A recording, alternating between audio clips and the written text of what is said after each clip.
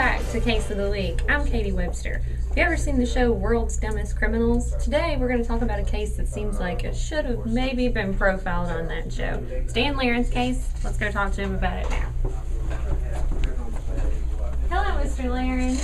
Why, hi, how are you today? Good, how are you doing? I am just living the dream here at the Commonwealth Attorney's Office. So you're going to tell us about a pretty serious case that might have some more comical elements. This was a case that I got not too long ago. I read it and presented it to the group as we present all of our cases when we review them every morning. And this man was charged with robbing a bank, which is a big deal. We don't like people that come into our community and threaten bank tellers and steal money. But in this particular case, this guy's name was Michael Rowe.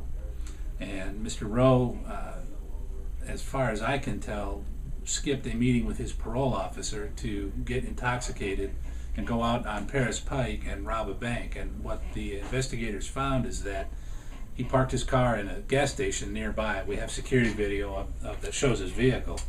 Went into the bank, told the clerk that he wanted all the money and got several $1,000s, walked out of the bank, couldn't remember where he parked his car, and we have security videos of him walking across the street looking for his vehicle.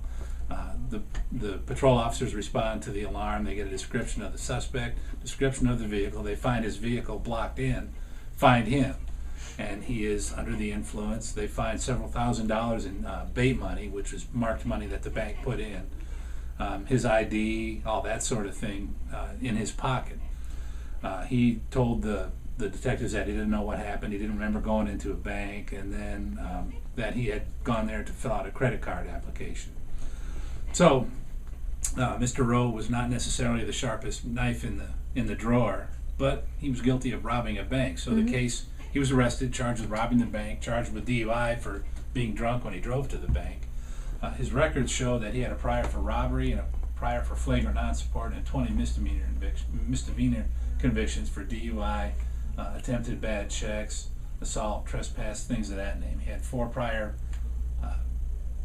probation violations. He had been paroled in April of 2008 for, any guesses? Robbery? Robbing a bank. And he was supposed to serve 20 years on that. The indictment indicated that he used an explosive device to rob that particular bank.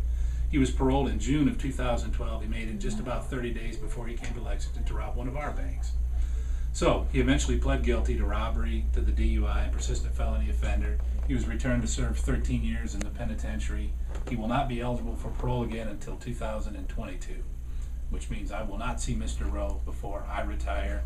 He will not rob any more banks in our community for a decade or so, and that is a good end to a sad and stupid case. Well, thankfully, nobody got injured. This wound up okay, and he got caught pretty much red-handed. That's about as good as it gets for us from a law enforcement point of view.